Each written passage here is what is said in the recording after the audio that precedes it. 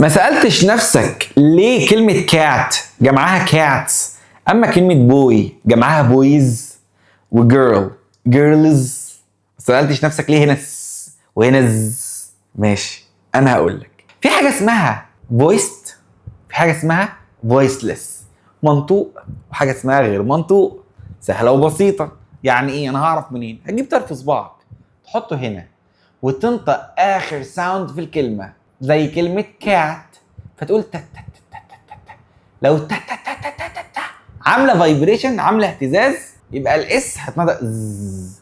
ولو مش عاملة زي كلمة كات، مفيش فايبريشن، مفيش اهتزاز، فالاس تنطق كاتس، ماتس، فاتس، وهكذا. تعالى بقى نشوف التانية. بوي، ايه ده في حط قول فده ده فيه اهتزاز جامد قوي. يبقى الاس اسمها بويز. طب جيرل، ده فيه فايبريشن جامد قوي. جيرلز جيرلز جيرلز. بس كده. يبقى السر طرف الصباع.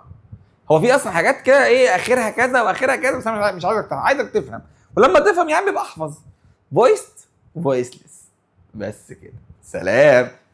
انا هنا عشانك، متنساش. سلام سلام. خلاص.